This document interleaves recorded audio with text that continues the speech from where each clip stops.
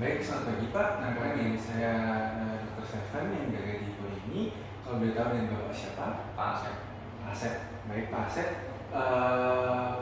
Kira-kira pada hari ini Bapak datang kemari dengan keluhan apa ya Pak? Keluhan seperti pusing, lemas gitu dok. Pusing dan lemas gitu ya Pak. Kalau boleh tahu pusingnya sejak kapan ya Pak ya? Sejak sebulan yang lalu kayaknya. Sebulan yang lalu Iya. Baik. Kalau gitu dari sebulan yang lalu sampai sekarang apakah Bapak ada minum obat tertentu ataupun ada melakukan sesuatu gitu Pak? Kalau minum obat tidak ada. Nggak ada ya Pak. Baik, dari sebulan yang lalu ini kira-kira pusing sama lelahnya ini datangnya terus-terusan atau dia hilang timbul? Terus-terusan. Terus-terusan ya. Baik, kalau gitu ini ya mengganggu pekerjaan juga ya Pak ya. Benar. Oh, ya. Kalau boleh tahu pekerjaannya apa ya Pak ya? Saya pekerjaan sebagai karyawan kantor. Kantor. Sama kalau boleh tahu waktu dulu Bapak lahiran itu biasanya normal atau prematur ya? Normal sih. Normal ya Pak. Baik. Kalau gitu selain lelah sama pusing tadi ada keluhan lain nggak ya Pak kira-kira? Nggak ada sih. Nggak ada, cuma itu aja ya Pak ya. Baik. Kalau gitu apakah ada faktor tertentu di mana Bapak merasakan pusingnya lebih berat ataupun pusingnya lebih ringan gitu Pak? Kalau saya istirahat pada malam hari membaik, tapi kalau sudah mulai aktivitas itu mulai muncul lagi. Baik. Baik. Kalau gitu apakah sebelumnya Bapak pernah meminum obat ataupun minum vitamin tertentu Pak? Kalau minum obat sih tidak ada selama ini. Tidak ada ya Pak.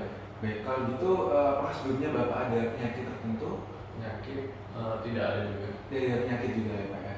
Baik, kalau gitu dari riwayat keluarga mungkin Pak, apakah dari keluarga Bapak ada penyakit bawaan seperti diabetes, hipertensi gitu Pak? Selama ini belum ada juga. Belum ada ya Pak ya. Baik, kalau gitu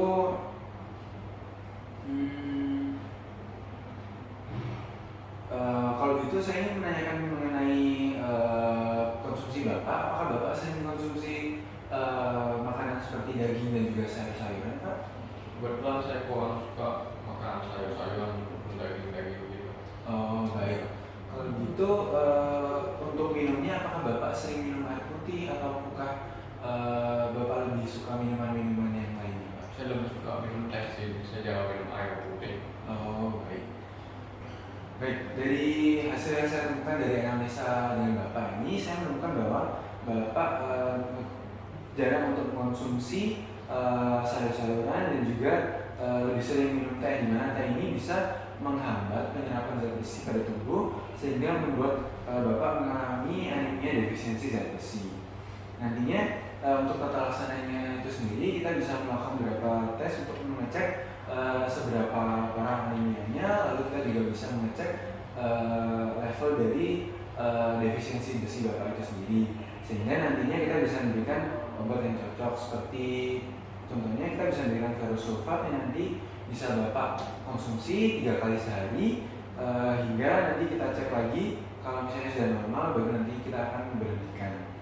Selain itu untuk efek samping dari obat penambah zat besi ini sendiri bisa seperti adanya rasa terbakar di dada, mual, kram perut, ataupun diare. Tapi tenang saja, kalau misalnya kita bisa mengatasinya dengan baik, efek samping ini tidak akan terlalu terasa Pak ya. Kalau begitu, baik, selanjutnya nanti juga akan dilakukan tes untuk mengecek apakah sudah normal atau belum kadar besinya. Lalu untuk kedepannya sendiri, ini bukan merupakan penyakit yang bisa dibilang serius, sehingga kalau kita bisa mengkonsumsi obat dengan baik dan rutin, nantinya bisa akan sembuh sendiri. Bapak tidak perlu terlalu khawatir. Apakah ada yang ingin ditanyakan Pak? Tidak ada Pak. Baik, terima kasih. Selamat pagi Pak. Pagi Dok. Baik, perkenalkan nama saya Dr. Stefan yang saya belajar di Poli ini. Kalau boleh tahu dengan Bapak siapa? Wilson. Wilson. Baik, Bapak Wilson ini kalau boleh tahu umur berapa Pak? 20 sekarang. Baik, pekerjaannya apa Pak? Mahasiswa. Mahasiswa. Baik. Kalau boleh tahu Bapak tinggal di mana ya? Tinggalnya di Cipaten sini Pak. Oh, iya. Baik. Lalu kalau boleh tahu Bapak datang hari ini dengan keluhan apa ya Pak? Seperti lemas, berdebar-debar, pusing gitu. Oh baik. Kira-kira lemas sama berdebar-debarnya ini sudah mulai sejak kapan ya? Sudah sejak mungkin kira-kira 3 minggu yang lalu. 3 mingguan, baik Pak. Kalau kita tahu sejak 3 minggu yang berlalu ini Bapak ada mengonsumsi obat tertentu atau bagaimana? Sebelumnya tidak ada. Kalau gitu, apakah keluhannya ini kayak datang terus ataukah dia kayak datang hilang, timbul hilang gitu? Bagaimana? Ini keluhannya terus sih. Baik. Tapi dulu pernah mengalami seperti ini juga. Oh dulu pernah seperti Ya, ini? dulu pernah seperti ini juga. Kira-kira boleh diperjelas lagi Pak, dulu itu bagaimana? Dulu tuh sempat mengalami gejala yang sama, tapi ditransfusi sempat membaik. Tapi belakangan ini saya sudah tidak transfusi karena sibuk dari kuliah saya, jadi keluhannya muncul kembali. Oh baik, berarti memang ada riwayat di transfusi sebelumnya untuk pengobatan ya Pak ya. Baik. Kalau gitu, kira-kira apakah kalau Bapak istirahat keluhannya membaik? Nggak ada gitu ya Pak. Baik. Lalu untuk gejala lain selain pusing ataupun berdebar-debar ini apakah ada Pak? Tidak ada sih. Tidak ada ya Pak. Baik. Kalau gitu, kalau dari keluarga Bapak sendiri bagaimana Pak? Apakah ada penyakit bawaan seperti diabetes atau hipertensi Pak? Tidak ada kalau diabetes atau hipertensi, tapi dari ayah sendiri ada thalassemia memang. Oh baik, baik baik. Kalau gitu, sekarang saya akan sedikit jelaskan mengenai thalassemia itu sendiri ya Pak. Karena menurut saya penyakit Bapak ini berkaitan dengan penyakit di keluarga Bapak, di mana Bapak saudara ini mengalami thalassemia ya. Thalassemia itu biasanya penyakit genetik yang diturunkan, sehingga bila ada anggota keluarga yang terdiagnosa, kita juga harus melakukan pemeriksaan terhadap anggota keluarga yang lainnya. Selain itu, untuk tata laksananya sendiri ataupun pengobatannya seperti yang Bapak pernah alami sebelumnya, yaitu pernah ditransfusi darah kan ya Pak ya.